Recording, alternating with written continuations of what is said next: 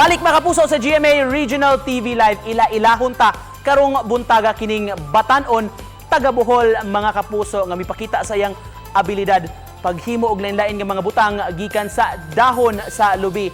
Iya kining gi-showcase sa iyang mga social media accounts nga nakapadani sa iyang mga followers. Makauban ta karong buntaga mga kapuso si John Milenio Jao. Good morning, Majong buntag John. Welcome sa programa. Kumusta man diha sa Bohol? Hello sir, maayong buntag po. Okay raman diri sa Bohol kanang kasamtangan gyud pong mag-lockdown kay tungod sa pista na may mga pista po. Merry month of May karon sunod-sunod ang pista. John, we came across your Sa Bohol. social media accounts John ug bilib kay mi sa imong abilidad sa weaving. Kinsa may nagtudlo nimo ay ni? Wala nagtulo na ko ani kanang ang uban mangwara og idea sa YouTube kunya ang uban ako ra experiment kanang magama ra ko ba. Unsa tuiga makabata pa ka nagsugod na ka ini og magama-gama og bisag unsa nga mga butang? Oo, hilig na nako kanang mga arts nya. Kanila ako nabuhat kay wa man siya gasto nya dali ra pod. Ngano naka-ideya man ka nga i-post nimo na imong gipang weave sa TikTok? Koan, naka-idea ko ani kay kanang lahi bitaw siya unique kay sa ako makita sa TikTok kanang daghan naman kay kaparehas ang uban ba. Matong nakunahon ako, what if ako aning gamiton nga ako pong i-share sa ubang mga kabataan nga pwede di ay. Unsa pinakaganahan John nimo sa imong tanan nga mga nabuhat?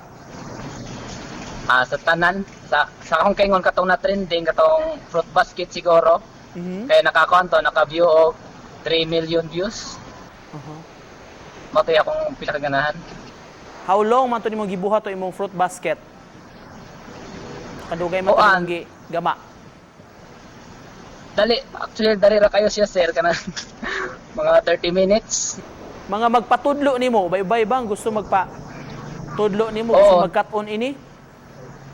Bay-bay jud sir kanang mang-comment sila nga patudlo sila. Nya, say mo aris balay. Patudlo sana kung saon do nighimo kay mo curious sila. Diyan karong buntaga, mamahimo ba nga imong sampulan kung unsaon paggama aning mga lain-lain nga butang unsa may imong giandam para kanamo? Dako giandam gay na sir kat kuan kanang puso. So mo tay pinakadali ako giandam nga video.